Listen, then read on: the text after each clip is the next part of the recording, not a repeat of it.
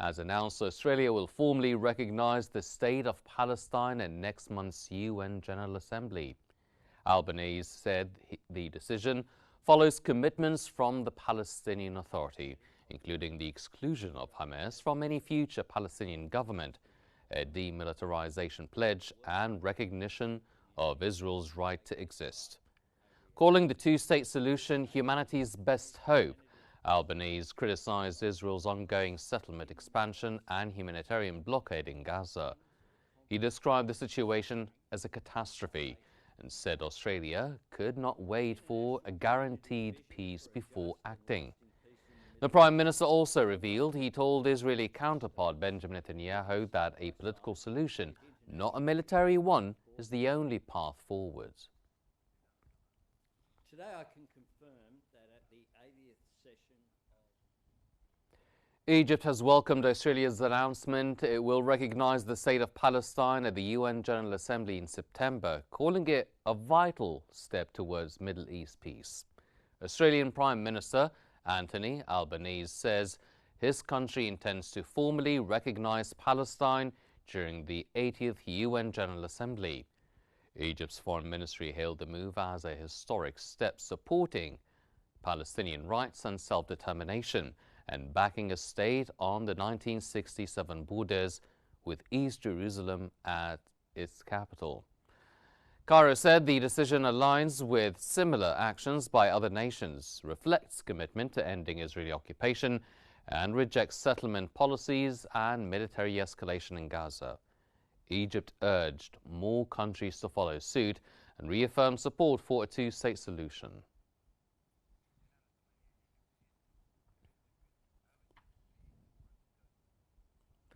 Dozens of aid trucks from Egypt have crossed into Gaza through Karem Abu Salem, delivering food, water, medical supplies and fuel. The 12th convoy, organized by the Egyptian Red Crescent, aims to ease severe shortages in Gaza amid the ongoing crisis. Since July 27th, more than 36,000 trucks carrying nearly 500,000 tons of aid have entered the enclave, supported by 35,000 volunteers. Egypt says the Rafah crossing remains open on its side, ensuring the continuation of humanitarian deliveries.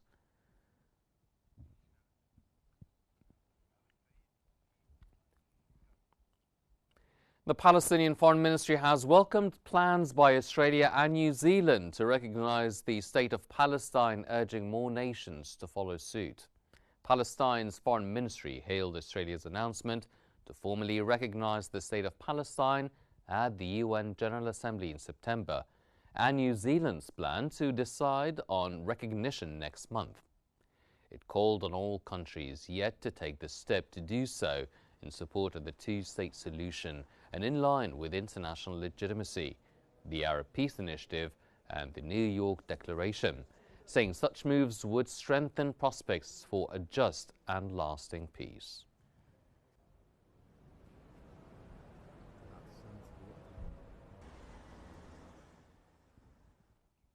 The Jewish Council of Australia has called for Canberra's planned recognition of Palestine to be matched with firm measures against Israel over its actions in Gaza. The Council urged the Australian government to pair next month's recognition of Palestine with sanctions, an arms embargo, and suspension of military contracts with Israel. Citing what it called an intensifying genocide in Gaza, it condemned attacks, including the killing of Al Jazeera journalists, as war crimes. Executive Officer Sarah Schwartz said supporting Palestinian statehood must not coincide with supplying weapons used in the conflict.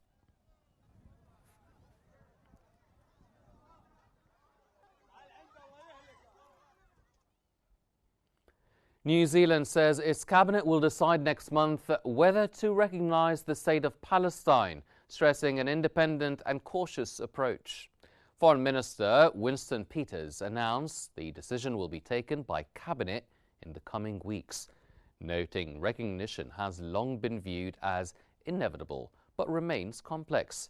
He said the government will carefully consider diverse views within New Zealand and approach the matter calmly, cautiously and judicially before making a final decision.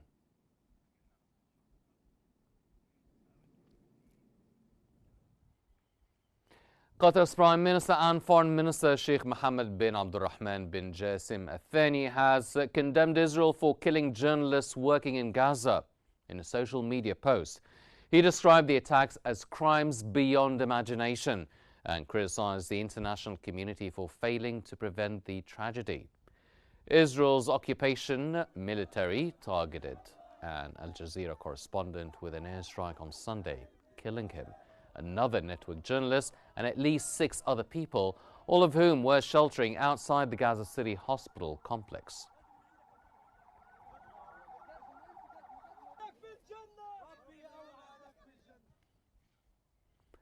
The UN Human Rights Office has condemned the killing of 6 Palestinian journalists in Gaza by Israeli military strikes, calling it a grave breach of international humanitarian law.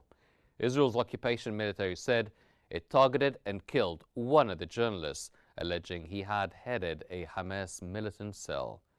The UN called for immediate, safe and unhindered access for journalists in Gaza, highlighting that at least 242 Palestinian journalists have been killed since October 7th of 2023.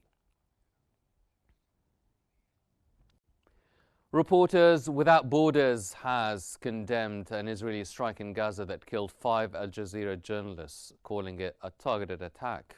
The press freedom group accused Israel of justifying the killings by branding one of the journalists a terrorist without credible evidence, and criticized the European Union, the UK and the US for ignoring warnings. Such claims put him at high risk. RSF urged the UN Security Council to convene under Resolution 2222, which protects journalists in conflict, and warned that without action further extrajudicial killings of media professionals are likely. Israel is already under ICC investigation for war crimes against journalists.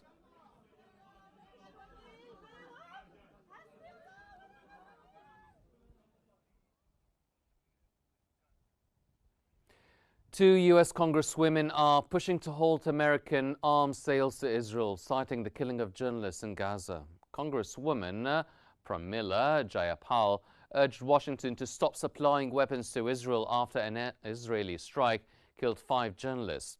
She noted that more than 200 media workers have been killed by Israeli forces. Jayapal and Congresswoman Rashida Tlaib have introduced legislation to restrict U.S. arms transfer to Israel, linking the move to mounting civilian and press casualties in Gaza.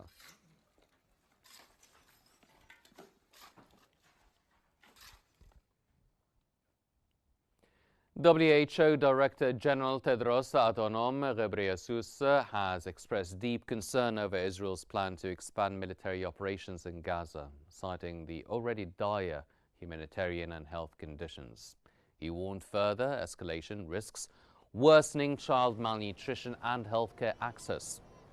Tedros called for immediate, unhindered aid, detainee release and a permanent ceasefire, as Netanyahu defends plans to seize Gaza City despite global fears of worsening the crisis.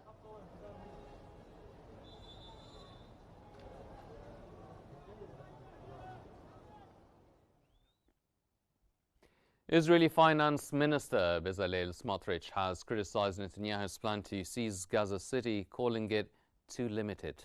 Smotrich urges a broader military takeover and the settlement of larger parts of Gaza, saying partial action risks high costs.